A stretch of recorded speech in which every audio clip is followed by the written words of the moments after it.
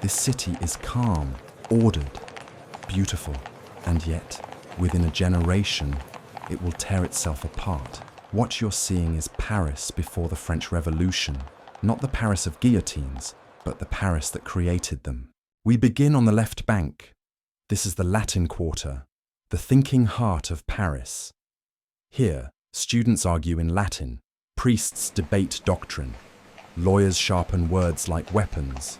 Long before Paris learns to fight, it learns to think. Ideas move faster than armies here. Pamphlets change hands. Coffee grows cold over arguments that last all night. These streets don't look dangerous yet, but thought is pressure.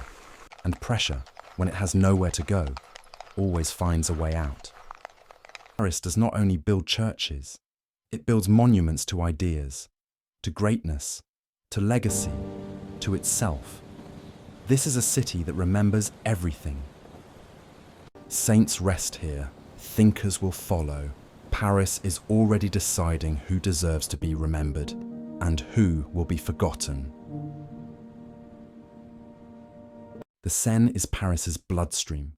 Grain, firewood, wine. Everything flows through here. Notre Dame stands above it all, ancient, patient, unmoved by kings. Barges scrape past its stone banks. Bells mark time for a city that never truly rests. Empires rise and fall along this river, but Notre Dame endures, watching Paris change without ever needing to.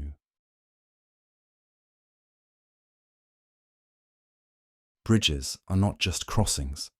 They are markets, homes, conversations. Paris is never still. It only pretends to be. Carts creak. Horses shift their weight. No one is thinking about revolution. They are thinking about bread, about rent, about tomorrow. Children weave through traffic. Merchants argue over coins worn smooth by decades of use. A day passes like any other. Empires rise. Dynasties fall. Notre Dame watches. Paris changes. Stone remembers. Crowds pass beneath its towers every day. Merchants, pilgrims, beggars, kings. Wars are declared. Laws are broken. Generations vanish. The cathedral remains, unmoved by urgency. The Cardinal's palace, now something far more dangerous. Coffee houses, gambling rooms, bookstalls. Paris begins to speak freely here. Words move faster than guards in these arcades. Jokes become criticisms. Criticisms become convictions. No banners are raised yet. No crowds shout. But in places like this, authority begins to lose its voice, and Paris starts to find its own.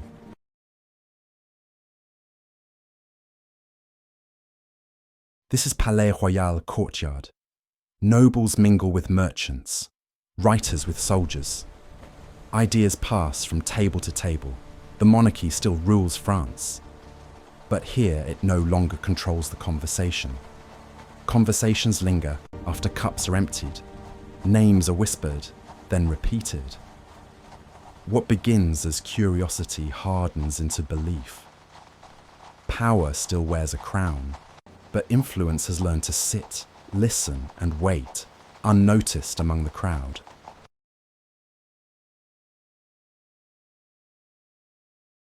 And then there is Versailles, perfect order, perfect distance. The court believes separation is strength.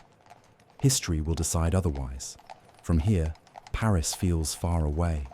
Hunger arrives as numbers, anger as rumor. Ceremony replaces understanding. Distance replaces trust. Power, convinced of its own permanence, fails to hear the city it is slowly losing.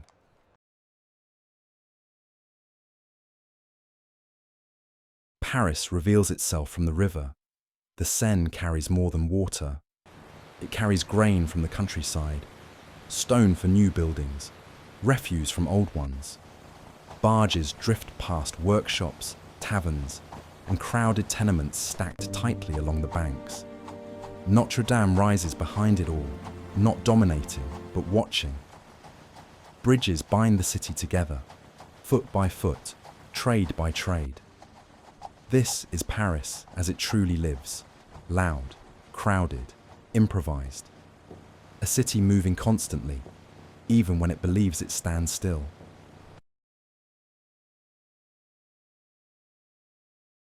The Bastille stands nearby, not yet a symbol, but already a warning. Around it lies the Faubourg Saint-Antoine, craftsmen, labourers, guild-free workers. Paris has not rebelled yet, but here, it is learning how. Workshops hum from dawn to dark. Hands shape wood, iron and stone, and learn their own strength. Authority feels distant here. Orders arrive late, if at all. When the city finally moves, it will begin in places like this. The Louvre is administration made stone, hierarchy, ceremony, control. The monarchy believes Paris can be managed. It is wrong. Corridors stretch endlessly. Decisions move slowly, wrapped in protocol. Power speaks downward here, through layers of rank and ritual. But beyond these walls, the city grows louder, and no decree can quiet it for long. This square is Paris's stage. Decrees are announced here. Punishments carried out here. Power in Paris is not hidden, it is performed. Crowds gather not to celebrate, but to witness. Justice here is public, deliberate, unavoidable. Every sentence is meant to teach. Every spectacle, a warning. Yet each gathering also spreads rumour, anger, memory. Power speaks loudly in this square, and Paris listens, remembers, and waits. This is Paris before the storm. A city thinking, talking, working, watching. The revolution has not begun, but the city that will create it already exists. Nothing here feels sudden, nothing feels impossible. Every street, every square, every conversation has been preparing for what comes next. And when change finally arrives, it will not come as a surprise. It will feel familiar, as if the city had been quietly rehearsing for it all along.